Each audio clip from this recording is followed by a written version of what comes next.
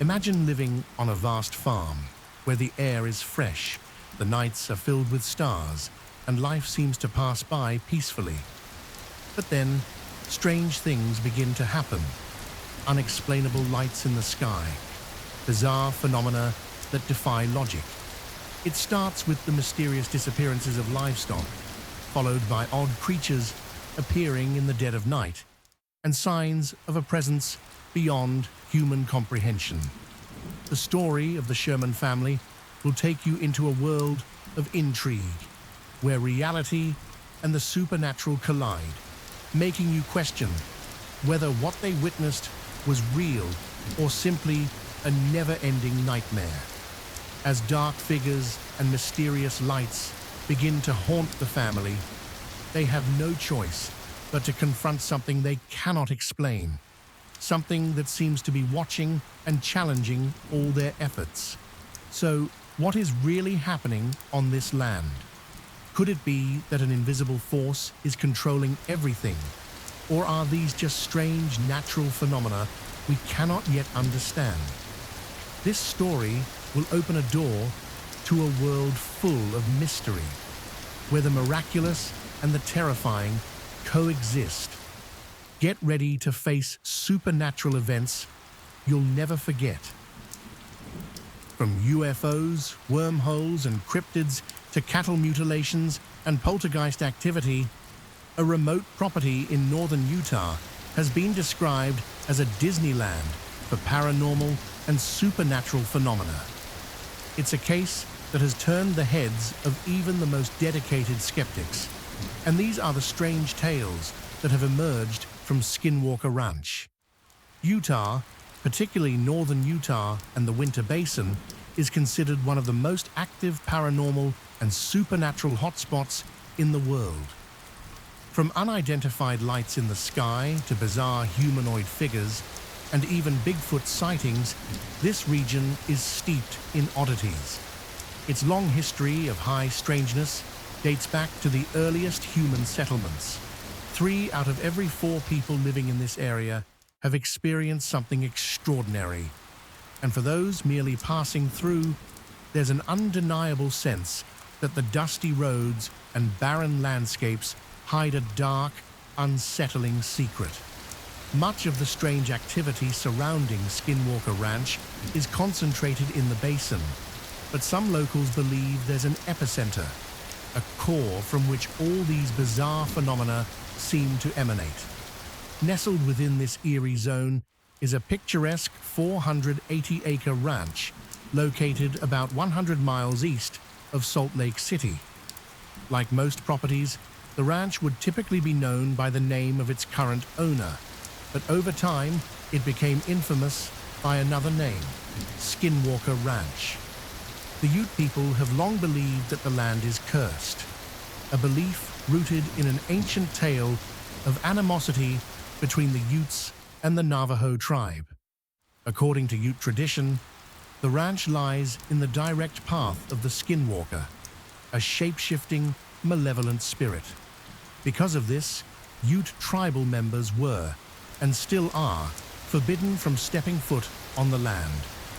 This deep-seated superstition marked the land as forbidden, and the name Skinwalker Ranch took hold in local law. In the latter half of the 20th century, Skinwalker Ranch was owned by a family who, for reasons shrouded in mystery, suddenly abandoned the property in 1987. Their departure was as abrupt as it was unexplained, leaving the ranch vacant and neglected for over 7 years.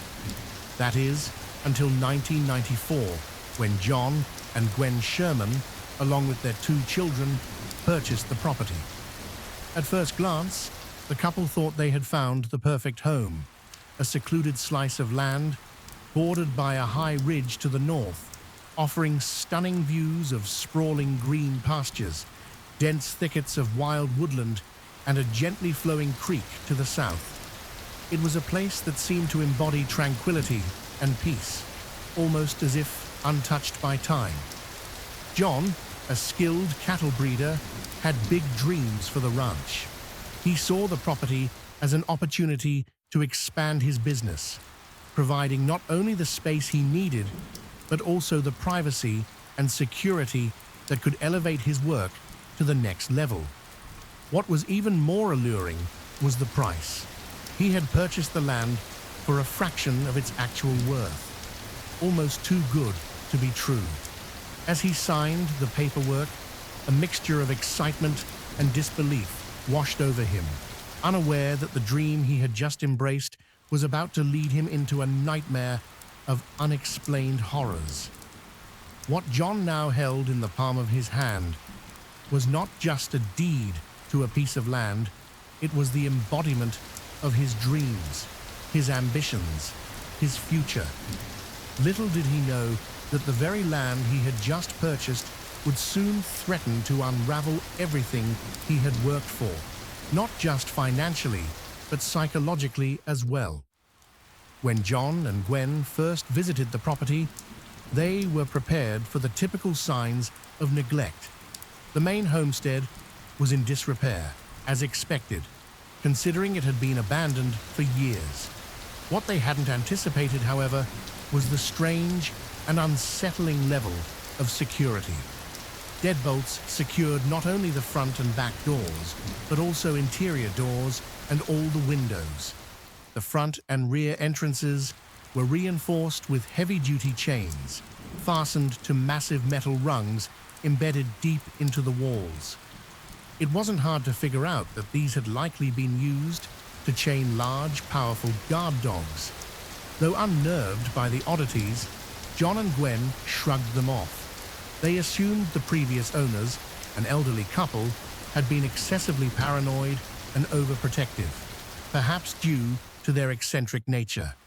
There were also a few curious clauses in the real estate contract, like a stipulation that John and Gwen were not permitted to dig on the land without prior approval from the previous owners. The couple dismissed these irregularities, but deep down, John couldn't shake the feeling that something had happened to make the former owners go to such extreme lengths with their security. Still, they pressed on, thinking the property was perfect for their dreams of expanding the cattle business.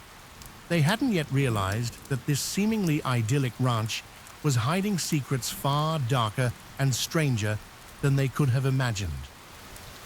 The weirdness began almost immediately. On their first day unloading their belongings, as the Sherman family worked in front of their new home, something caught their eye on the far side of the pasture to the south. Moving steadily toward them, they could make out the figure of a wolf, loping across the field in a series of smooth, serpentine turns. The animal's behavior was odd. While its size alone sent a ripple of unease through John, it wasn't the sheer scale of the creature that unsettled him.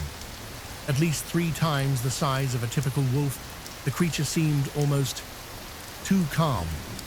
As it approached, it wasn't showing aggression, but rather a relaxed, almost friendly demeanor.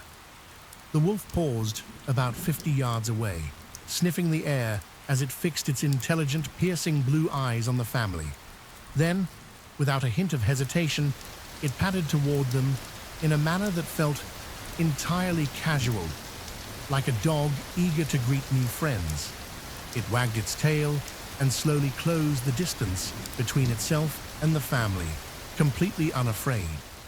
John's father, a large man who stood well over 6 feet, stepped forward with a mixture of curiosity and caution. Despite the wolf's enormous size, its head easily reached the top of his shoulder. The wolf appeared completely at ease, and without a second thought, John's father reached out to stroke the creature's massive head. This was only the beginning. As strange as it was, they couldn't have known that this unexpected encounter was just a glimpse into the deeper mysteries of the ranch, mysteries that would soon begin to spiral out of control. It quickly became clear that despite the wolf's imposing size and ferocity, it wasn't here to harm the family. Its behavior was strange, almost nonchalant, as though it wasn't an apex predator, but simply a curious visitor. The rest of the Sherman family, initially tense, began to relax. John, still uneasy, wondered aloud, maybe it's somebody's pet? His eyes darted nervously to the corral about 70 feet away, where his cattle were penned. In hindsight, he regretted moving his herd onto the ranch so quickly. Inside the pen stood 4 of his prized breeding cows and several calves, all visibly agitated by the wolf's presence. Except for one calf, a curious young animal that had stuck its head through the bars of the pen, watching the encounter unfold. Just as John began to realize the threat, the wolf sprang into action. In an instant, it covered the distance and clamped its enormous jaws around the young calf's head. The calf let out a frantic bleat, its hooves flailing in desperation as the wolf began pulling it toward the gate, intent on dragging it out of the pen. John's heart raced. Without thinking, he grabbed an axe handle from the back of his truck and charged toward the wolf, swinging the heavy stick at the animal's flank and kicking at its hind legs. But the wolf was unfazed. It wouldn't let go. John shouted in desperation, "Get my Magnum!" His son rushed to the truck, grabbed the .357 revolver, and handed it to his father without hesitation. John aimed and fired a shot at the wolf's massive abdomen. The gunshot echoed across the silent pasture, but the wolf didn't even flinch. It didn't stagger, yelp, or react in any way. The animal simply continued to claw and drag at the calf, seemingly impervious to the bullet. John fired again, and again there was no effect. He was growing frantic. With a third shot, the wolf paused for a moment, releasing its grip and backing away by about 10 feet. John couldn't believe his eyes. No animal could have survived 3 point-blank shots from a .357 Magnum without so much as a scratch. Yet this wolf appeared completely unharmed. There was no blood, no sign of injury on its thick, matted coat. In sheer disbelief, John took a 4th shot, this time aiming directly at the wolf's heart. The creature stepped back another 30 feet, its unblinking eyes still fixed on John, its expression unsettlingly calm. It was as if it was contemplating its next move, considering whether to charge again. John's instincts screamed that he wasn't dealing with an ordinary wolf. The beast's audacity was enough to send a chill down his spine. "Get the rifle!" he shouted at his son, his voice strained. Within seconds, his son returned, carrying a powerful .30-06 hunting rifle. John steadied himself, heart pounding, as he took aim, his finger hovering over the trigger. The wolf remained motionless, as if it knew what was coming. In that moment, John almost felt pity for the creature, but his hesitation was brief. He pulled the trigger, the deafening crack of the rifle echoing across the open land. The wolf didn't fall. John had hit his target, he was certain of it, but instead of collapsing to the ground, the creature merely took a slow step back. It was as though the shot had barely fazed it. The wolf stood there, unfazed, glaring at John with an almost unnerving calmness. John's hands shook as he raised the rifle again. This time, he fired at the wolf's side, and he saw a chunk of flesh tear away. Yet still, the animal didn't fall. The wolf only paused for a moment, its unhurried gaze lingering on the struggling calf before it slowly backed off. There was something unnatural about the way it moved, almost as if it was considering whether to continue the attack or leave the area. John's blood ran cold as he realized this creature wasn't like anything he had ever encountered before. The wolf's unnatural resilience, its lack of reaction to multiple bullets, made it clear that whatever they were facing was beyond the realm of normal, earthly predators.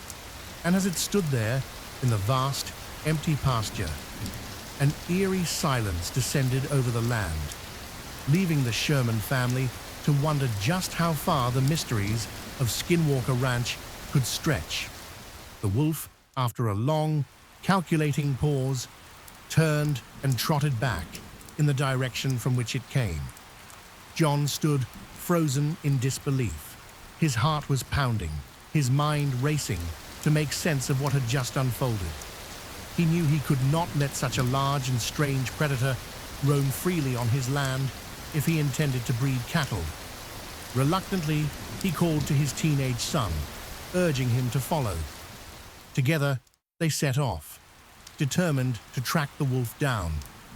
For nearly half an hour, they pursued it, glimpsing the creature's massive form, darting between clumps of cottonwood and other trees. They followed its trail through a thick patch of Russian olives, and soon the landscape opened up into a wide, muddy bank where the creek flowed lazily to the south. As they moved further, John's eyes locked onto the wolf's large paw prints in the soft mud. They followed them eagerly, only to find that the tracks abruptly stopped. 40 yards from the water's edge, the paw prints simply disappeared, vanishing into the wide expanse of sodden earth. There was no sign of the animal anywhere. John and his son stood in stunned silence, unable to comprehend what they were seeing. The wolf had seemingly vanished into thin air. The mud was thick and wet. There was no way it could have leapt or walked out of sight without leaving a trace. The tracks were gone, as if the creature had never been there at all. With growing unease, they returned to the homestead. As John walked back toward the barn, something caught his eye. A piece of flesh that had been torn from the wolf during the struggle. He picked it up, expecting it to be fresh, maybe even bloodied. Instead, it looked strange, withering and foul-smelling, as though it had been lying in the sun for days. The sight of it disturbed him deeply, but it was nothing compared to the gnawing feeling that had settled over him. He stared out over the land, at the familiar rolling hills and the horizon beyond, and for the first time since arriving, he wondered what kind of forces they had invited onto the ranch.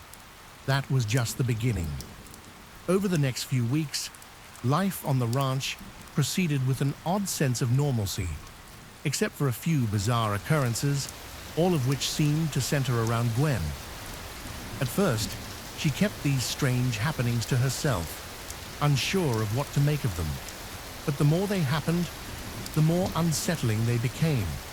For example, after a routine shopping trip, Gwen would unpack the groceries, put them away, and then leave the room. When she returned a short time later, everything would be back in the bags, as though she had never unpacked them in the first place. On another occasion, she would go to take her usual morning shower, locking the door behind her. After setting her towel and hairbrush down, she would shower and step out, only to find that both items had disappeared. Hours later, they would turn up in some random part of the house, sometimes in places she couldn't even recall visiting. Gwen began to grow increasingly concerned about her own sanity. It was as though she were losing her grip on reality. The incidents were odd enough to make her doubt herself, but they were always fleeting, never lasting long enough to fully confront. It wasn't until one evening, when John stormed into the house, looking frantic, that Gwen began to realize it wasn't just her. "Who took my post digger?" he demanded, his voice full of frustration. He had been using it to repair a fence in the pasture and had left it for just a moment to attend to something else. When he returned, the post digger was gone, vanished without a trace. At that moment, it all clicked for Gwen. The strange disappearances weren't just her imagination. Something on the ranch, something dark, was toying with them, and she was beginning to fear that it wasn't done yet. When John turned back, the post digger was gone. Gwen explained that she and the children had been in the house all evening, unaware of any unusual events. Together, they began searching the property, but it was nowhere to be found. Weeks later, it was discovered hanging high in a tree on the far side of the ranch, about 70 feet off the ground. The sight was puzzling, given that the post digger weighed over 70 pounds. By now, John and Gwen were beginning to question whether something sinister was at play on the property they had recently purchased. Around the same time, a nephew came to visit, and John decided to take him and his son on a tour of the ranch. It was well past sunset when they decided to return home. As they approached the homestead, John noticed a set of headlights moving along a distant fence line, well within the boundaries of his land. He had seen these lights before and assumed someone had taken a wrong turn. But seeing them again raised a new suspicion. Were people trespassing on his property? Deciding to confront them, John started walking toward the lights, but as he quickened his pace, they began to move away from him. The walk soon turned into a jog, and as the boys followed, John began to wonder why there was no sound of an engine. The lights seemed to float effortlessly, lifting off the ground and rising above the treetops. The three of them stopped dead in their tracks, staring in disbelief. The lights continued to move silently, vanishing into the distance. Over the following autumn, these strange lights became a frequent occurrence.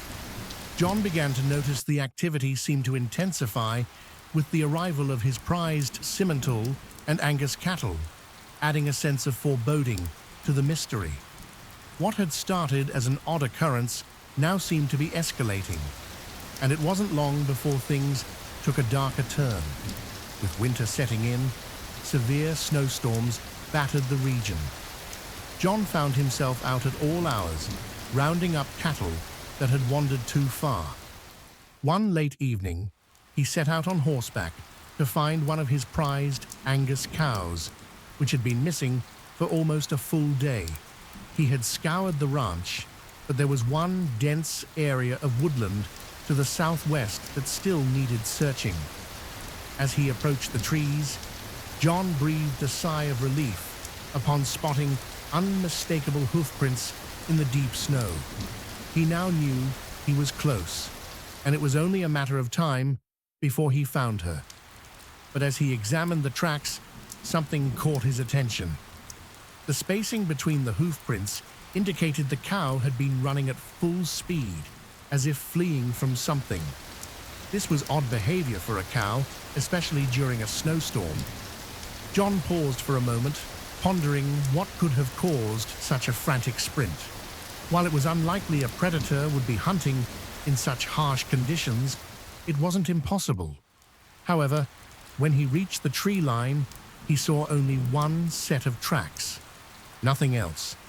He followed the prints for another 20 yards before reaching a wide clearing, where the tracks continued out into the middle of the open space, and then stopped abruptly. The cow was gone, as though she had simply vanished into thin air. John felt a cold shiver run down his spine. He remembered the strange way the wolf's tracks had ended in the same area, as if it had disappeared or been taken. He searched the clearing for any sign of the animal, but found nothing. A sinking feeling grew in his chest. He had hoped to find the cow and bring her back safely, but it seemed she had simply disappeared into the night. John spent the next few hours scouring the area, but he eventually had to give up. His heart weighed heavy as he made his way back to the homestead. Losing an animal wasn't just financially devastating, it was personal. He had spent years breeding and raising these cattle, each one a labor of love. The disappearance of a single cow or bull felt like a betrayal, a wound to his pride. But it wasn't just one cow. Over the course of the winter, 4 more of his prized animals vanished in the same mysterious way. John became more and more restless, spending nights alone, lurking in the shadows, and creeping around the property like a specter, hoping to catch whoever or whatever was taking his cattle. Unfortunately for him, the mystery deepened, and whatever was haunting the ranch seemed to be just out of reach, always one step ahead, watching silently from the darkness. The strange happenings on John's ranch continued to escalate, always staying just beyond his reach, like a shadow slipping through his fingers. The lights, now a common occurrence, seemed to have a mind of their own, moving across the land, just out of John's grasp. No matter how silently he approached, no matter how carefully he crept through the darkness, they would always float away, just beyond his sight. It was as though they knew he was there, always 2 steps ahead, taunting him. Then, in the early hours of one bitterly cold morning, after another fruitless night spent searching, John was heading back to the homestead when something caught his eye. A dark shape, hovering just above the snow, about 100 yards to his left. His heart skipped a beat. There, suspended in the cold air, was an object, its form a shadow against the pale white landscape. It wasn't like anything he had ever seen before. It resembled a smaller, snub-nosed version of the F-117 Nighthawk, but he knew it couldn't be. The silence around it was deafening. It wasn't an aircraft, at least not one of this world. The object hovered about 20 feet above the ground, its hull illuminated by flickering colored lights that danced over the snow below as if searching for something. John's breath caught in his throat as he sank low into the snow, trying to remain unseen. He watched, transfixed, for a solid 15 minutes as the mysterious craft glided westward, then turned back, retracing its path toward the east. His arms began to ache from the cold, his joints cracking with every movement. The silence of the night was so deep, every tiny sound seemed amplified, but to his horror, as he stretched to ease the stiffness in his limbs, the craft's lights suddenly extinguished. For a few tense moments, the object hovered, motionless, as if aware of his presence. John's heart pounded in his chest as he remained still, not daring to move. It seemed to stare at him, an unnerving, silent gaze. But then, to his relief, it turned away and silently floated off to the north, disappearing into the darkness. As the new year rolled in, the strange phenomena intensified. The Shermans began losing more and more cattle, but this time the animals started to return, dead, mutilated in ways that defied logic. Huge sections of flesh and skin had been carved out with surgical precision, yet there was no blood, no signs of the violent tearing that predators typically left behind. The cuts were too clean, too deliberate, and this unnerving detail sent a ripple of dread through John and Gwen. The losses were not only financially devastating, they were personal. Each animal was a piece of their lives, and each disappearance left an even darker void. Through the winter and into spring, the strange events continued. The lights appeared more frequently, almost nightly. Poltergeist-like activity began in the homestead. Things would move on their own, doors would slam, and eerie shadows flitted at the edge of vision. Strange black entities, featureless and dark, began appearing outside their windows, staring in. Some even ventured inside, standing at the foot of their beds, watching them in silence. The ground beneath the house would hum with strange vibrations, as if some hidden machinery, was operating deep below the earth. It wasn't just John and Gwen who noticed these things. Their neighbors reported hearing the same strange noises, even disembodied voices speaking in foreign, unintelligible languages coming from the sky. One morning, John woke to find huge, perfectly round holes dug into the land, the earth seemingly just gone. There were no piles of dirt anywhere, It was as if the soil had been lifted from the ground in the dead of night, silently and without a trace. It was just another bizarre mystery in a long line of them. But then the creatures began to appear. Strange beings, some humanoid, resembling something like Bigfoot, and others more disturbing, hyena-like canines with razor-sharp claws that attacked the livestock. There were reports of an invisible entity, something unseen but undeniably present. The livestock would part, moving out of the way as if something large and unseen was walking through the middle of them. Water in the canal would ripple, as though invisible feet were stomping through it. Then there were the smaller, cloaked figures, almost like a predator from the movies, shrouded in something that made them almost impossible to see. And still, the lights continued to dance in the sky, orange ones that were different from the others. John first noticed one of these anomalies one evening as he sat on his porch. About a mile away, a strange orange glow appeared, hovering in the sky. He grabbed his rifle scope and peered through it, his eyes widening as he saw what appeared to be a portal, a glowing circle in the sky. Through it, he could see a blue sky, even though the sun had long since set. It was as though he was looking into another world, a gateway to somewhere else. This portal, this opening in the fabric of reality, seemed to beckon, inviting him to step through, though John could never quite bring himself to approach it. These portals, along with strange craft entering and exiting them, became a frequent occurrence above the ranch. But perhaps the most unsettling phenomenon of all were the orbs. They weren't as common as the lights or the portals, but when they appeared, they were far more menacing. Small red orbs the size of tennis balls would zip through the trees, harassing the livestock, causing them to panic and flee. But it was the larger blue orbs, nicknamed the Blue Meanies, that truly terrified John and Gwen. These orbs seemed to exude an aura of fear, an energy that made anyone nearby feel intense anxiety. It wasn't just the sight of them. It was something deeper, something that gnawed at the mind. One evening, as John sat on his porch, observing the lights yet again, he saw one of the blue orbs emerge from the tree line.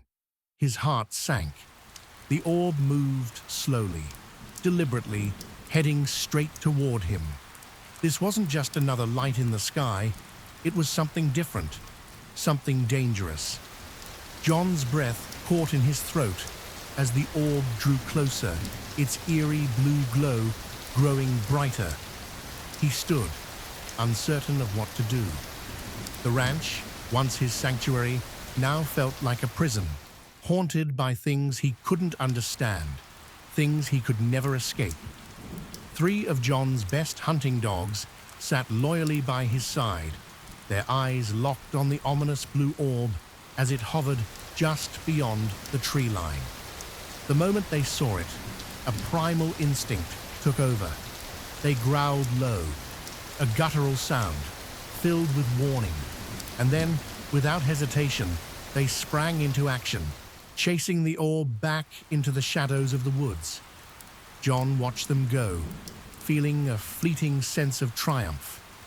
The orb, a force of fear and dread, for any human who crossed its path, seemed to have no power over his dogs.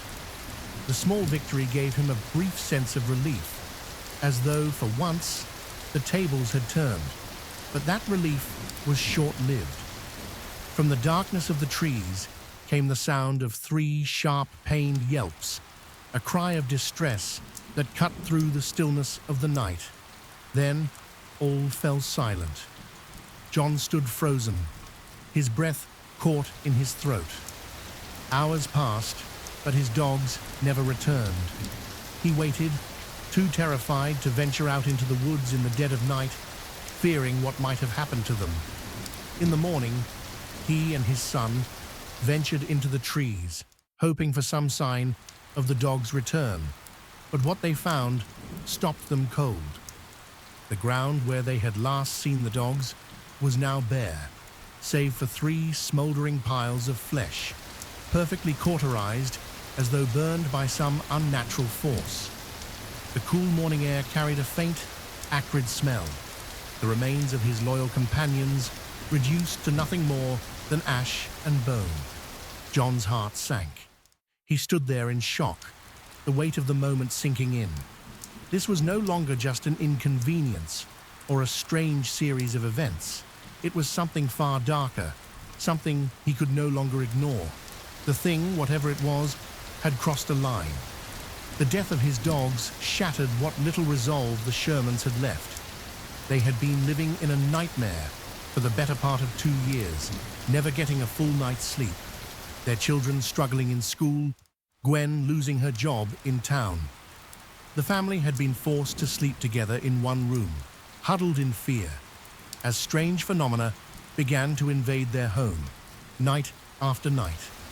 The haunting lights, the unexplainable sounds, the feelings of being watched. It had all taken its toll. On top of that, they had lost 14 head of cattle, several family pets, and now John's faithful hunting dogs. Financial ruin loomed on the horizon, and with every passing day, the burden became heavier. The mutilated dogs were the breaking point. John, who had once hoped this would pass, knew now that it wasn't just some strange occurrence or a fluke of nature. The danger was real, and it was not something they could handle on their own any longer. In desperation, John had reached out to a local newspaper, sharing the bizarre happenings on his ranch, but the response had been nothing short of ridicule. Still, the story began to spread.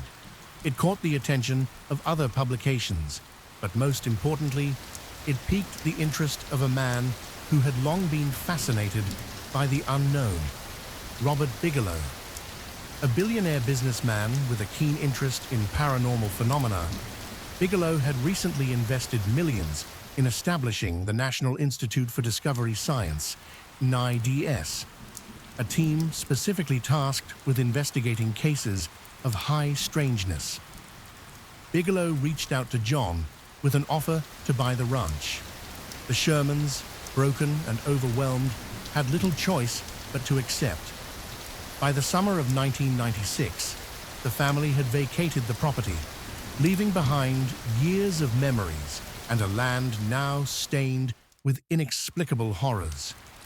By September of that year, Bigelow's highly trained team was set to move in. NIDS was ready. Armed with the latest equipment and a wealth of knowledge, they were determined to unravel the mystery that had haunted the Shermans.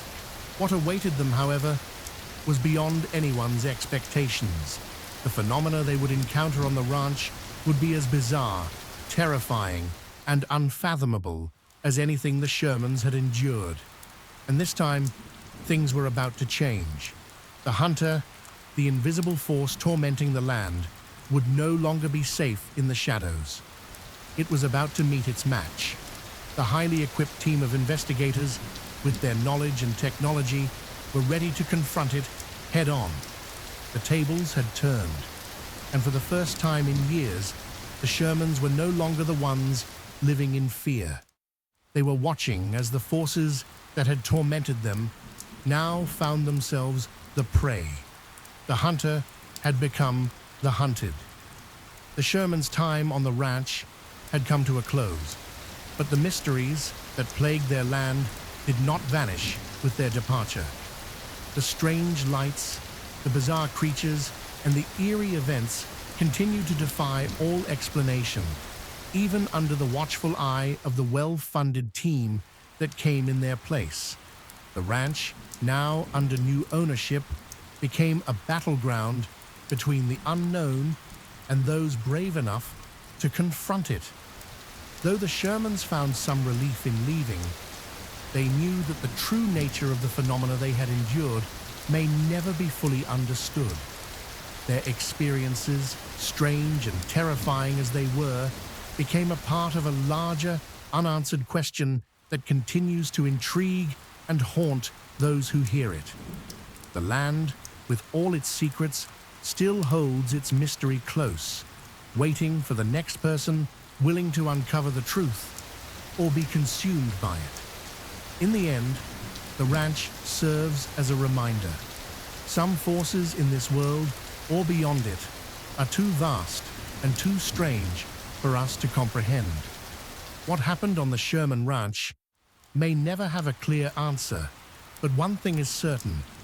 Some mysteries are meant to remain unsolved, and some stories are meant to be heard, no matter how chilling they may be.